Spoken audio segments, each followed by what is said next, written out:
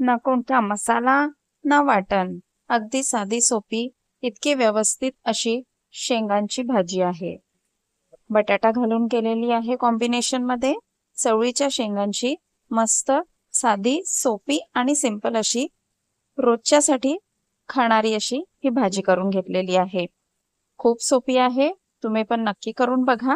चला तर इथे लगेच सुरुवात करते आहे। नमस्कार मंडळी, माझ्या चॅनल मध्ये तुमचं खूप खूप स्वागत आहे। इथे मी तेल घालून घेतलेलं आहे, तेल, मोहरी आणि इथे बारीक चिरलेल्या मी मिरच्या टाकून घेते आहे। इथे मी बिना कांदा लसूणची भाजी करते आहे, नैवेद्यासाठी करत आहे म्हणून बिना कांदा लसूणची ही इथे भाजी करते आहे। त्यामुळे इथे मिरची, टोमॅटो आणि थोडंसं कोथिंबीर घालून घेतला आहे तेलातच। छान व्यवस्थित परतवून घेते आहे।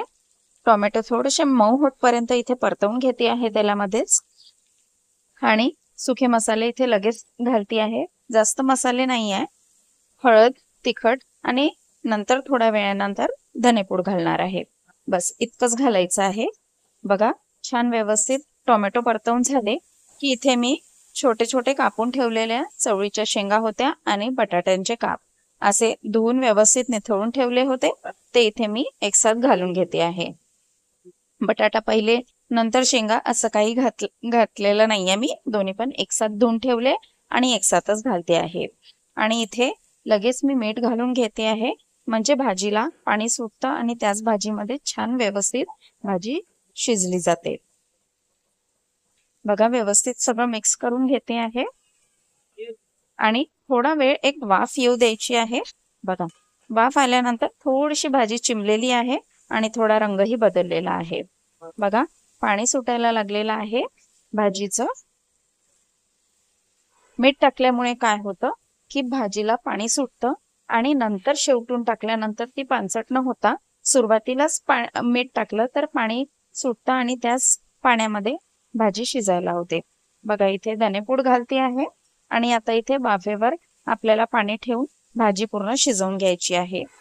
मध्ये मध्ये मी 2 वेळा भाजी परतवून बघितलेली आहे आणि अशीच मी भाजी शिजवून घेतलेली आहे। थोड्या थोड्या वेळाने परतवून बघितलेली आणि भाजी शिजवून घेतली। खाली अजिबात लागू द्यायची नाहीये। मग इथे ताटली ठेवते आणि ताटलीवर पाणी ठेवणार आहे, त्यामुळे खाली लागणार नाहीये भाजी। अगदी व्यवस्थित बघा व्यवस्थित छान शिजवून घेतलेली आहे। एक 15 ते 17 मिनिटं लागलेले आहे भाजी शिजायला। बघा वाफेवरचंच पाणी मी इथे घातलेलं आहे। तुम्हाला अगदीच कोरडी हवी असेल आहे तर तुम्ही इथे वाफेवरचं पाणी वापरू नका। आमच्याकडे थोडंसं रस्सा हवा असतो म्हणून वाफेवरचं पाणी घालून घेतलेलं आहे। बस इथे भाजी पूर्ण कंप्लीट तयार आहे। वरून कोथिंबीर घालायची आणि लगेच भाजी जेवायला घ्यायची।